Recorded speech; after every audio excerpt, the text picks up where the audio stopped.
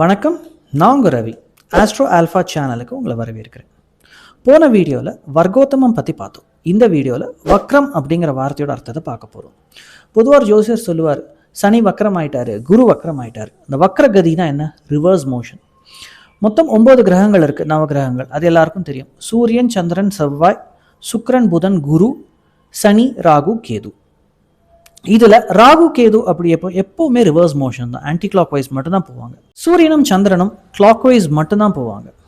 ஆனால் மித்த 5 கிரகங்கள் சுக்கிரன், குரு, புதன், சனி அண்ட் செவ்வாய், இவங்க 5 பேர்த்துக்கும் ஃபார்வர்ட் மோஷனும் இருக்குது, ரிவர்ஸ் மோஷனும் இருக்குது. ஸோ சப்போஸ் அவங்க ரிவர்ஸ் ஆகிட்டாங்க அப்படின்னா ஜாதகத்தில் அவங்க வக்ரம் அடைஞ்சிட்டாங்கன்னு அர்த்தம். சரி, இந்த வக்ரம்னால எனக்கு என்ன சார் பலன்? இல்லை எனக்கு ஏதாவது பாதகம் இருக்கா, இல்லை அது கெடுதல் இருக்குதா, நல்லது இருக்கா அப்படின்னா, வக்ர கதியில் இருக்கிற ஒரு கிரகம் என்ன பண்ணணும்னா அதோடைய ஃபங்க்ஷனை முழுசாக செய்யாது, இல்லை அதோடைய பவர்ஸை முழுசாக நமக்கு கொடுக்காது, இவ்வளவுதான். அதுக்காக அவங்க கெடுதல் பண்ணுவாங்கங்கிற அர்த்தம் கிடையாது. ஸோ வக்ரம் அப்படின்னா ஜஸ்ட் ரிவர்ஸ் மோஷன். அது எகெயின் ஒவ்வொருத்தருடைய ஜாதகத்தில் அவங்களுடைய அந்த கிரக நிலையை பொறுத்து அந்த வக்ரகதியுடைய பவர், அதோடைய எனர்ஜி அப்படிங்கிறது மாறுபடும். அது ஒவ்வொரு இண்டிவிஜுவல் ஜாதகம் பார்க்கும்போது நம்ம கால்குலேட் பண்ணி தான் சொல்ல முடியும்.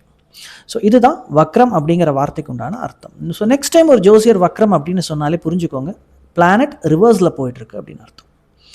ஸோ இன்னும் பல விஷயங்கள் தெரிஞ்சுக்கலாம். மறக்காமல் சேனலை பாருங்கள், சப்ஸ்கிரைப் பண்ணுங்கள், பெல் ஐக்கான் கிளிக் பண்ணுங்கள், லைக் பண்ணுங்கள், கமெண்ட் பண்ணுங்கள், சப்போர்ட் பண்ணுங்கள்.